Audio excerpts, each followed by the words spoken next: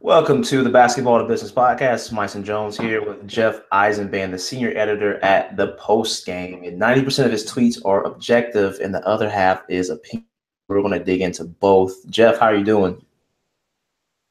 I'm good. I'm good. I don't know if you know. So that's a play on a Yogi Berra quote. That description. Honestly, didn't know. It sounded good, so I read it for your introduction. Thanks, man. I'm doing well. I appreciate that. So, do you mind telling the audience about your role as a senior editor, what that looks like on a weekly basis? Yeah. So I mean, we are the Post Game is a sports and lifestyle digital magazine. So it's a lot of off the court, off the field sort of things, not necessarily covering, why a play happened, but what a guy's story is behind that. Which I think is just. I think as the internet has evolved and we've been able to tell so many more stories, that's what people have become especially more interested in. Me personally, I write, I edit, I've been doing a lot more on-air interviews and stuff. We're lucky I'm based in New York that so many guys come through for media tours and leave themselves, available for comment here. That's a lot of what I do. Try to be a jack of all trades, which a lot of us in digital media are trying to do right now. And trying to voice common sense without just throwing out hot takes around. That's interesting. I was going to ask you that for the next question because there are so many different personalities. I'm fascinated with interviewing. You got the Oprah style, which made her rich. You got a Stephen A. style. Those are just two really generic and different. They're on different spectrums. But for you, for your interviews, I'm not sure how many you do, but what kind of interviewer do you think you are? How do you base your style? How would you say you interview? No, that's a good interview question. I think you have to think a little bit about who your audience is. Stephen A. has the luxury of, he knows people are going to tune in no matter what. So he's trying to make it entertaining. Oprah kind of a little the same way. With me, there's a little more of, because I'm smaller and boutique right now, I don't know that people are necessarily going to check everything out.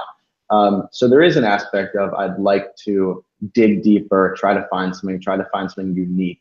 But you also don't want to, troll someone just to get an answer out of them. You're not, for example, I was before the Giant game this week and I had a chance to interview Victor Cruz at MetLife Stadium. And, you obviously want to go in and ask him a question about Eli Manning. He played with him. He shared, that's the timely news sort of with the guy. And he was wearing an Eli Manning jersey. So it wasn't that hard. I didn't feel out of place asking that question.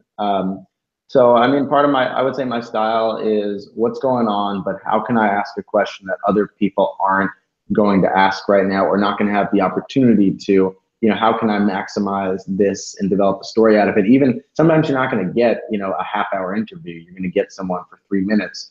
So how are you going to, find an answer that has some substance? And I would also just advise anyone watching, you got to listen because athletes, entertainers, celebrities, they're always going to give you a hint of what they want to talk about. They're never going to just hand you the answer you want. But if you hear that one thing that they're leading you into, you gotta follow that lead and go with it. So what's your pitch? Because I've interviewed John Wall, I've interviewed some other players, NBA players, and John Wall. Yeah, he's a nice dude. And I empathize with him because, man, you got microphones in your face all day. You got people trying to ask you questions, the same questions over and over again. You got stuff you got to do. How do you pitch these players? Like, hey, man, it's worth doing an interview with me. I'll be different. And what do you do when you see this smug look like a player's tired? What's your approach is my question. Well, first of all, you can't just throw a microphone in front of them. Sometimes it's like, you got 2.5 minutes with this guy, go. That's different. But if you got the time and the guy needs a break, maybe he's doing 5 interviews that day. Like I try to be like, I put the microphone down, put the camera down. Hey man, what's going on? How long you in town for? Maybe I love to make a joke about it. Like get him to feel right with you. And I mean, you always want to, if you have the time, get to know the guy or woman, beyond just what's going on. You want to portray yourself as not just someone who's trying to dig and take something out of them. They want to be friends, but they're always going to be skeptical of the media, So, I mean, if you have the opportunity, especially if you're in, a specific market. Like, you're in Greenville, maybe you're around Clemson a lot. Like, maybe you want to, the first time, you don't necessarily get the investigative, crazy report. You get to know the coach, you get to know the players. You make sure they know your face. They know that you're, a warm, fuzzy guy. You don't have to be, but that you develop that rapport. But at the same time, there's also some guys that are never going to be like that. So it is important to get to know agents, get to know marketers, get to know managers, just so they know what the hell you're doing. And now in today's day and age, when you do something, send that interview or send your work to the person, to the publicist, to the brand manager, to the agent, so they know, oh, this guy or girl is actually, he or she is going out of their way to actually do stuff, and they're legit. Man, that's great answer, good insight too. And next to last question before I bounce off and transition from the media, where do you see media going in the next few years? What is your audience necessarily wanting to consume? What do they engage with the most? I think that people would like media, would like everyone to want to consume the same thing, and that's not the way. Some people would love to sit down and read a long 3,000 word essay, and some people want to get that juicy 20-second quote. I think that you can't ignore that social media is a place that people don't want to leave. When you go on and scroll your Twitter timeline, you don't want to click out of Twitter. You don't want to get out of there. So I just think that is, you can't ignore that these social media channels are almost becoming TV channels and newspapers in themselves. And I think that's where, people in media are trying to figure out, obviously, how to make money off that and stuff and such like that. But I mean, I always tell young kids, like college kids and stuff, that ask me for advice, how do I get a job? Who should I talk to? Who do I interview with? Like, just tweet. Like, find what you love. Maybe, maybe it's basketball, training and such, and like, just go with that. Make yourself an expert in that. And if you're saying real stuff that's right and has some substance, people are going to gravitate toward that. Somebody's going to see it, right? All it takes is one, the right person. Someone's going to see it, and maybe you gotta trust the process. Maybe it'll take 7 tweets and only one of them gets picked up, but you gotta send those 7 tweets, because if you sent 3, maybe you wouldn't have as good of a chance as 7. So no shame in tweeting away to get into this business. Right. And before, you mentioned that you capture stories sometimes before the game, mostly after the game, post game. Those stories, one that I saw you write about recently was the Salute the Service Month last month, and the NFL just tipping their hats off to the military and the service that they give. So my question for you is, how can a player kneel during the anthem yet not dishonor the troops?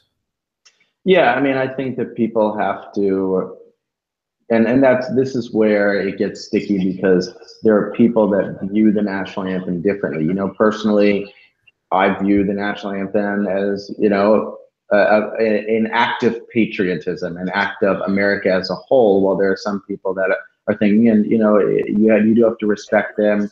I'm from New York. Let's be honest. Like, there aren't as many people from New York who have, friends and family and colleagues abroad, serving in the military, as, say, Atlanta, Georgia, or something like that, and I don't have the numbers in front of me, but I think that there are people that specifically feel like they're putting their hand on their heart before a game to pay tribute to those the people that they know that are serving abroad. And, it's your interpretation. I think when these players were kneeling and have been kneeling, that was never their intention. Their intention was just to bring awareness, which you can't deny that people have paid attention, to what they have done. And I think that they looked at it as more of that holistic lens of, we don't agree with everything going on in America right now, so this is our way to say, let's make America more whole. Let's make America more of, what we think it's supposed to be, what the Constitution says. And that's why I think I think that's what they were kneeling for. I think that people need to understand that everyone has a different interpretation of the national anthem. And that's where, people need to listen to, why are you kneeling? Not, this is what I think the national anthem stands for, so I'm just going to think that stubbornly and not care what you actually have to say. Right. So I hear you empathizing with both sides, not necessarily you're answering the question pretty much. You answered the question. So you personally, I mean, is it one thing where you pick sides or where you see both perceptions, both interpretations? I think that, I mean, I think everyone in politics has to listen to both sides before they, give any answer. I think for me, I saw Colin Kaepernick kneel, and the first time, last year during the preseason, and it was right after the NBA and WNBA players had worn a lot of different shirts before warming up. There's the iconic shot of LeBron with the "I Can't Breathe" shirt, and I just thought, oh, there's Colin Kaepernick just kind of doing an extension of that. And I had no idea it was going to blow up like this because I just didn't realize how much people cared about it. And no, I don't want to say that I'm on both sides because I definitely take Colin Kaepernick's, I don't want to say side in this because I think where it comes from is from an objective journalism point of view, it's free speech. So I think it ends right there. I think Colin Kaepernick can do whatever he wants during the national anthem. No one should be able to stop him. If you disagree, that's fine. Don't don't boycott the NFL because it's not the NFL's place either to stop Colin Kaepernick from doing that. And you didn't watch the NFL for the national anthem. You watched it for the game, which is totally unaffected by everything that's going on here. And you see it. I mean, I think that people have to also recognize the players. Colin Kaepernick was voted. His teammates, gave him that award last year. He's been recognized by so many players. You look at a team like the Philadelphia Eagles with Malcolm Jenkins and Chris Long, who, whether not every player has agreed with Malcolm Jenkins and the approach that he's taken, on the liberal side of the NFL. But I mean, the progressiveness of that team and how they've rallied around that and also performed at an extremely high level this year, I think people need to recognize that. I just, it has shocked me that it's gone on this long, that people care so much. And every time I tweet something, whether it's retweeting Kaepernick or saying something, like, I get tweets. Even I shared the guy on the Seahawks that was trying to get into the crowd at the Jaguars game. People are like, this is why I don't watch the NFL. Someone said a bunch of high school dropouts. And I'm like, literally every NFL player went to college. Literally everyone. So what do you even say? Has to. I don't get it. I think that people have been a little too touchy. I think the NFL has catered to these people too much. We talk about what side of history you want to be on. I think that when we look at this, you look at like Tommy Smith and John Carlos, and you look at the people that wrote things against them at the time that they raised that fist at the Olympics. I mean, it looks, Brent Musburger wrote an article kind of against that, and he'll never be, no matter what Brent Musburger has done, people will never get past that he wrote that and was on the wrong side of history in 1968. And I think that the NFL and Roger Goodell, and Goodell is just one of many people in the front office. It's not like he's a dictator making every decision. This goes with the owners and this goes with everything. 25, 30 years from now, we're going to be like, what the heck were they doing? Protecting these people that were so anti-free speech. Mm-hmm. So, in just another question along the NFL, and I'm asking these questions, and I think it's relevant because it's not just one sport. I mean, here's the instance where they're kneeling in NFL, but I'm sure in different sports it shows itself in different ways. The athlete may not be kneeling, he may be doing something else. So, I guess this one is more general. Right, lately, I've been seeing a lot of talk about Tom Brady's recent, blow up in his coach's face, and I wanted to get your take on that. Is it a race thing? I'm not trying to race bait here, but does it seem like he's not being ridiculed as much as other athletes who just happen to be African American, have to be Black, who are getting ridiculed for unsportsmanlike conduct or just inappropriate behavior? Is Tom Brady getting the same treatment in your mind, or what are your thoughts on that? So, this goes, you can't talk about this without bringing Odell Beckham into this and kind of what he has posted. And obviously being in New York, I mean, Odell's, since Derek Jeter, Aaron Judge is trying to take that throne. But if Odell Beckham was healthy, he is the face of New York sports right now. And what I would say about, like, in terms of the race question is you can't deny that Tom Brady has 5 Super Bowls and is one of the greatest players of all time. And I look at what Tiger Woods is going through right now. I mean, I was hooked to my TV the weekend that Tiger Woods was playing. And I think that if you were following, you know, what was going on, the golf world was electric. And I'm talking like old white males in like old golf neighborhoods of this country were electric for Tiger Woods. And I think that speaks to just the success that Tiger Woods has had, that he's, you know, committed all all of that adultery and you know, separated from his wife. He, you know, had a questionable DUI recently where he had all these prescription drugs.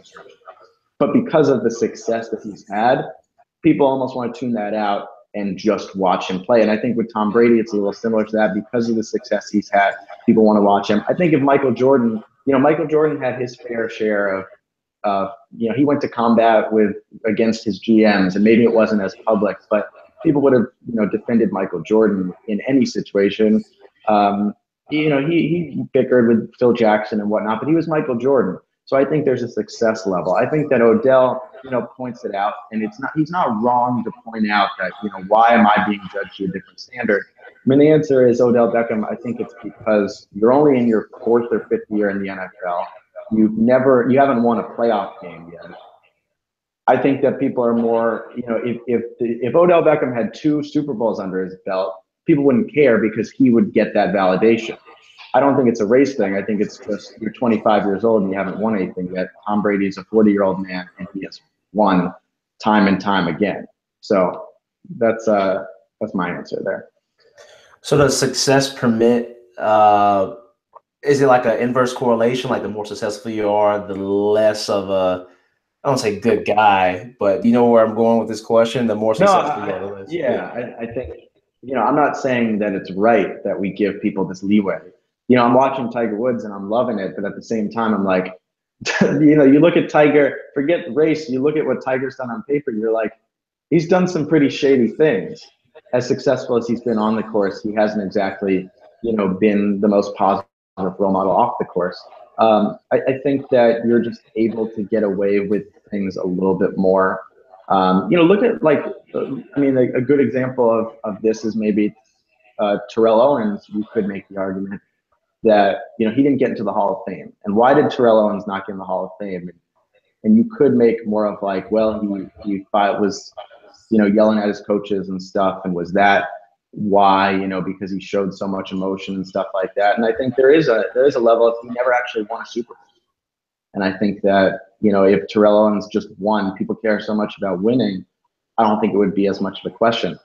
You know, I think Des Bryant is another guy that if Des Bryant won, his blow-ups would look a little, you know, people would kind of look the other way. But because he hasn't, you know, it's like, why are you doing this? I think like Randy Moss could blow up after, you know, everything with him because he didn't actually get that Super Bowl, but he had such an amazing season that I think it afforded him more of like, you know what, Randy Moss's career was a success when he had that record-breaking season with the Patriots.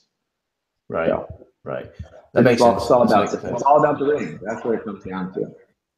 Yeah, I can see LeBron, that. Look at what LeBron has done. Like LeBron pretty much got David Blatt fired and got Tyronn Lue placed in. But you know, how are you going to argue with everything that LeBron's done? And there are LeBron haters out there. But the general media feels that LeBron is such a success. LeBron can be the GM of the Cavs basically because he's LeBron. Absolutely. Fair, objective, sustained. So it's not a perfect science. Like that's the problem with that. It's fun just looking at different outlets to see what people are saying, people are thinking about it. Because as an athlete, you know that guy, right? But from the outside, everyone's always looking at character too. So I see both sides. I see both worlds. You got my next question for you. Yeah, go ahead. Well, I wanted to transition to the Bball family because I know you have some insight on them too. And you know, straight question, what is your involvement? And if you are fascinated in that entire story, why are you? I'm fascinated with it. Obviously, I mean, there's many reasons. I'll bring race right into it off the bat. Like, I definitely think that is something that has been at the forefront of this. You know, whether it's people calling LeVar Ball Black Trump and things like that. I think that it has been an example of here we are putting together a black business, and people attack it right away. And that's why you see people like Jay-Z, you know, throwing their support behind Big Baller Brand. And I think that people are going to look back on it and realize, whether they like it or not, the success that LeVar Ball has created for himself, for his family, for others. I mean, who knows if LaMelo Ball and LiAngelo Ball were ever going to be good enough to make the NBA, to ever make money playing professional basketball. And whether they play, you know, LaMelo Ball and LiAngelo Ball might play 5 years in Europe and that's it, but they might make more money, not necessarily off the salary of playing pro, but the endorsements that they're going to get over the next few years to sustain them for the rest of their adult life. And I think that's what people, whether if this is a whole business play, and Lonzo's legit, like Lonzo's going to be in the NBA for 10 to 12 years. But if this is going to be something that, you know, this family, the estate of this family just becomes lucrative because of this, how can you blame the guy for that?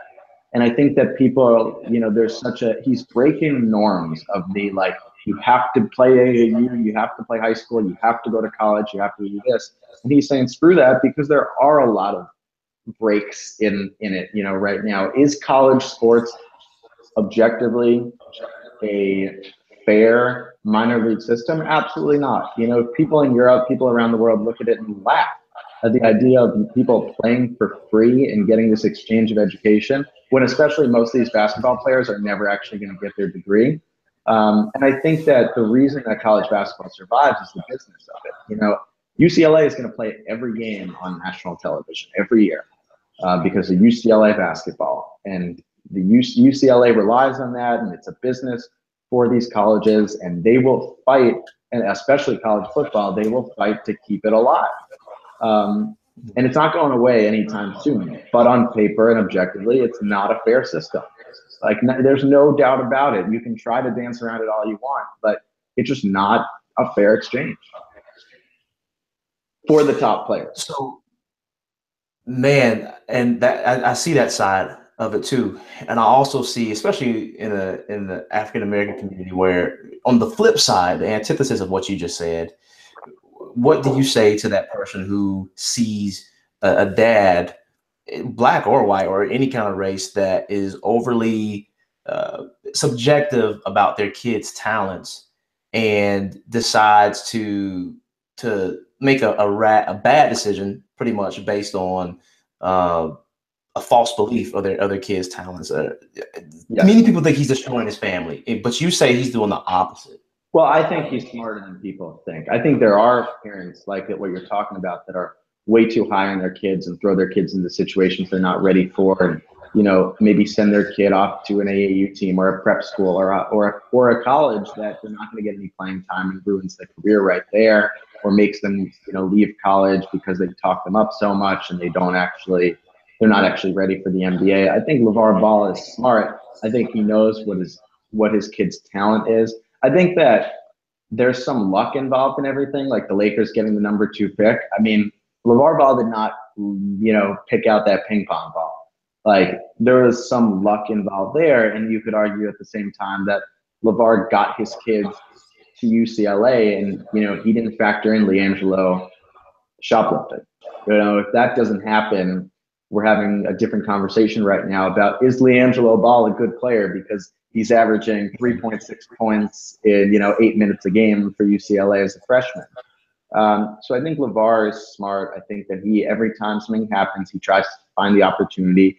In this case, it was, let's get these boys to Lithuania. They're never actually going to play for UCLA. Let's cash in, not just in terms of checks, but they're going to have endorsements. There's going to be pop-up shops all over Europe. I was reading today, Adam Zagoria was writing about, I believe it was either Adam Zagoria or Jonathan Gavoni, maybe it's Gavoni, who was saying that if this is going to be, it was Gavoni who said, like, LeVar Ball is going to be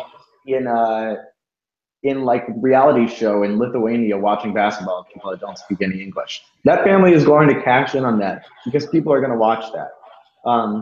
So subjectively, I think that he has done all this he's a great actor. He's created a great business for himself. I don't think that people should look at him and say he ruined these kids, but I also don't think people should look at him and say that's the model that I need to be like, because you are going to see that. You are going to see a lot of fathers try to mothers too, try to do the LeVar Ball model of like, I'm gonna, build my profile and build my family's profile. And it might work a little bit, but I think LeVar tapped into a market that wasn't being tapped into. And he was the right guy to do it, and is the right guy to do it. This isn't going away anytime soon. The Balls are going to be, right with us for the next 5 to 7 years. Wow. And even if these boys don't play in Lithuania, because I was reading where they may not get any playing time. They may have to go to the Baltic League, which is the lower level. Yeah. You're saying that's not going to hinder anything in terms of their branding over there. It's just going to help. I read that they might make like $500 a month or something each right now. But the reason that we do this is because, like, I saw a great like parody tweet that said like Sir Isaac Newton discovered the law of physics at 23, but LaMelo Ball had a signature shoe at age 16. Like, these guys are cultural icons, and now you've just opened a market where they can make money. The whole family can make money off Big Baller Brand at this point. LiAngelo Ball can make. Say that quote again for me. Sorry to say that quote again. The whole family can make money off Big Baller Brand now. Before that though, you said something. Sir Isaac Newton. You said some kind of quote. Can you repeat that? It was like a fake Bleacher Report that shared this, but Sir Isaac Newton, developed the law of physics or something at age 23, and LaMelo Ball had his signature shoe at age 16. Like, yeah, okay. And it's hilarious. And this is like LiAngelo Ball, who might have never made the NBA, can make an appearance when his Lithuanian team maybe is playing Belarus, in Minsk, and he can show up at a pop-up in Minsk and cash in on a couple $1,000 because he's this internet celebrity that he wouldn't be able to do if he was at UCLA. So there's a better argument might be, if players were allowed to make endorsements while in college, I don't think they would have left UCLA. I think and that's why there's so many like eccentricities about this. If you look at the Ball and the Family previews, LaMelo and Lonzo are in it, but not LiAngelo, because he couldn't make any money while he was at UCLA. So I think that they're cashing in on something that, you look at like, some guys. I interviewed Matt Leinart last week, who was bigger at USC than when he was in the NFL. And if he could have made money while he was at USC, he probably would have had, he'd have more money right now because he could have cashed in on millions in endorsements, or he was a celebrity in Los Angeles taking like one class his redshirt senior year. But that wasn't how things worked, and it didn't pan out at the NFL, and he probably lost millions of dollars that way. That's so true. And I read that he has no regrets. I'm glad athletes usually have that response, or hopefully it's a true mentality, but man, not I, when I can see what I left on the table. But no, I appreciate that, man. If there are any more, I guess, any other fun facts you can share with the audience, with the trainers out there, anybody listening on the Ball family or anything else you've just been studying? Well, I mean, the Ball family was here in New York. I think LeVar took a great picture, I thought, with the police officers that were with them after, which, I think that LeVar does try to do as much as he can to humanize himself, because people think he's like this robotic, person. And I think that originally I watched that LeVar Ball CNN interview and I was like, God, I thought LeVar would handle it better, but he got a second interview out of it. And now he's got a rapport with Chris Cuomo, the guy who's been interviewing him. And, he's created this, like, I'm like the voice of reason compared to Donald Trump, which is just amazing, like, what he's done with all that. I think that, I mentioned that I think LeVar is smart.